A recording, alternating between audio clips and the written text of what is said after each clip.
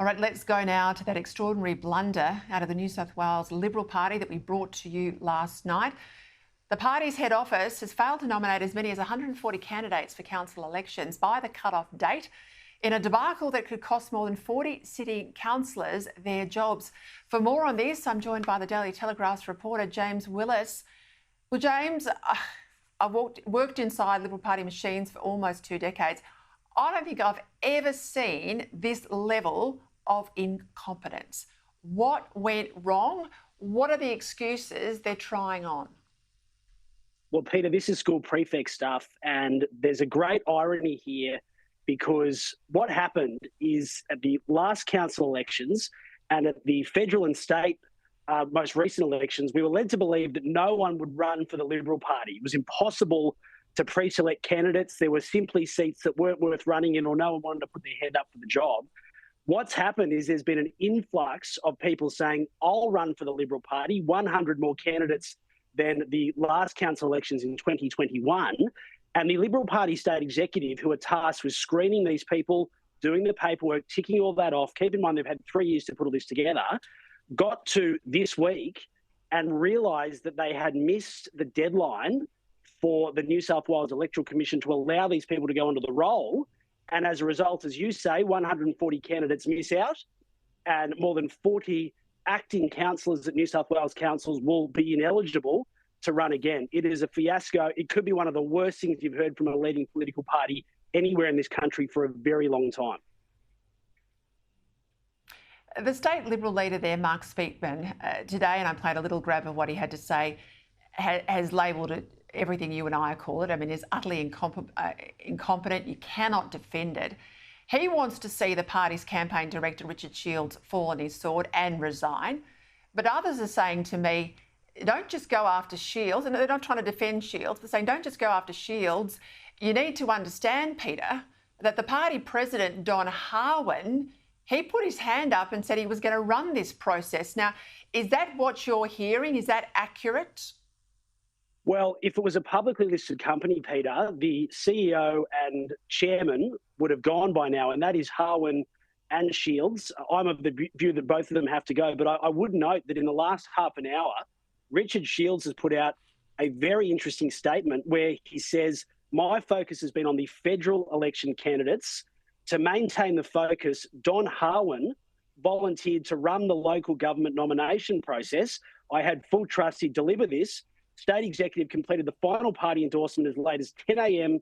on the 14th of August, 2 hours before the close of nominations. So Richard Shields is digging in. He's refusing to resign. And in his mind, he was focusing on the next federal election. It was left up to Don Harwin, who volunteered to get these candidates screened. And as a result, Don didn't do the job. Well, if that's accurate, it also, I think, impacts the broader executive because they would know the timetable. They would know that they're having a meeting only hours before deadlines. I think there's a lot of blame to go around and a lot of heads should roll. I mean, I don't think this is something that can be swept under the carpet and just excused, can it?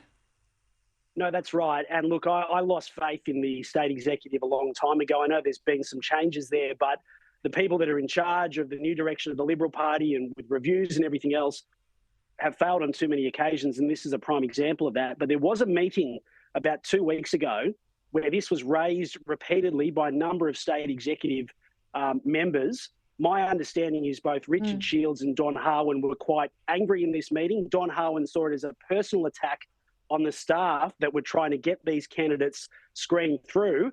But the alarm bells were ringing on this one, Peter. But, you know, it is an absolute fiasco. And there's a wider issue at play here. I mean, local government elections are one thing, and whether you take an interest in that or not, but this was a real test of Chris Minns's housing, the dense housing policy around trains and transport, where he wants to go high-rise at 20 different sites across Sydney. This was a litmus test for that, and we won't even have Liberals on the ballot to decide whether people don't like it or not. And look, we can also see what's happening with these Gaza motions at local council level. I mean, I think it's a hotbed for the activist movement. It's where they get their name recognition up. It's where they blood them before they then go into state and federal politics. And just on the federal politics point, I made the point back in 2010 There were a litany of failures. I mean, they were pre-selecting candidates on the day the election was called in 2010.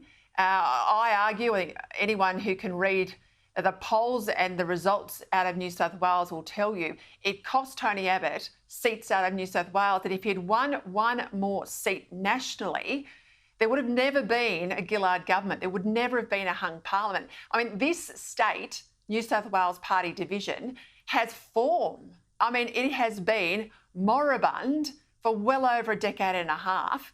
There's got to be an absolute come to Jesus moment out of this tonight. Yeah, and I thought the most unhelpful comment was Mark Speakman today, who blamed Richard Shields, but I thought curiously, and in my view deliberately, didn't mention Don Harwin, his factional ally. The moderate faction of the Liberal Party has a lot to answer for here. Don Harwin is from that faction. Mark Speakman is from that faction. The deputy leader, Natalie Ward, is from that faction. They seem to be throwing Richard Shields under the bus. The Conservative side of the party are clearly saying, well, hang on, have a look at Don. Don was in charge of this. He volunteered to do it. This could be Don's mess as much as it is Richard's. But in my view, as I said before, if it was a publicly listed company, both would go. Spot on. James Willis, thank you.